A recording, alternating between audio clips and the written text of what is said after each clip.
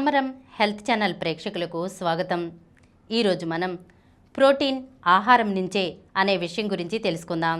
Protein విషయంలో శాకాహారులు దిగులు పడుతుంటారు. తగినంత అందటం లేదేమో, ప్రోటీన్ పొడులు వంటివి తీసుకోవాలేమో అని అనుకుంటారు. నిజానికి ఆహారం ద్వారా లభించేలా చూసుకోవటమే ఉత్తమం. మనకు 1 కిలో శరీర బరువుకు రోజుకు 0.8 గ్రాముల ప్రోటీన్ అవసరం.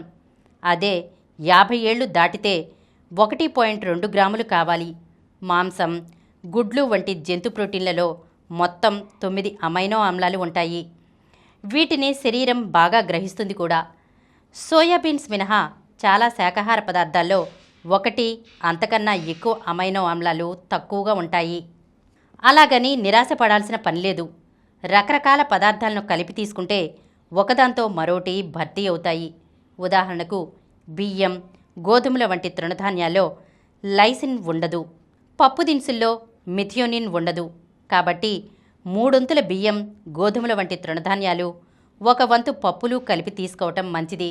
దీంతో బియ్యంలో లేని లైసిన్ పప్పులతో లభిస్తుంది. పప్పుల్లో లేని మిథియోనిన్ బియ్యం, గోధుమల నుంచి అందుతుంది. అప్పుడు అన్ని అత్యవసర అమైనో ఆమ్లాలు లభించినట్లు అవుతుంది. వీటిని శరీరం పూర్తిగా వాడుకుంటుంది. తగినంత ప్రోటీన్ అందుతుంది. మితిమీరి ప్రోటీన్ పొడులు వాడితే దీర్ఘకాలంలో దుష్ప్రభావాలకు దారితీయవచ్చు. మోతాదు మరీ ఎక్కువైతే కిడ్నీల మీద ఎక్కువ భారం పడుతుంది. ప్రోటీన్ జీర్ణమయ్యాక మిగిలిపోయే నత్రజనిని శరీరంలో నుంచి బయటకు పంపటానికి కిడ్నీలు ఎక్కువ పనిచేయాల్సి ఉంటుంది. కిడ్నీలు సరిగా పనిచేయని వారికిది చిక్కులు కలిగిస్తుంది. ఈరోజు మనం ప్రోటీన్ ఆహారం నుంచే అనే విషయం గురించి తెలుసుకున్నాం కదా. మరొక అంశంతో మళ్ళీ కలుద్దాం. ఈ కార్యక్రమం మీకు ఎంతో నచ్చింది కదా.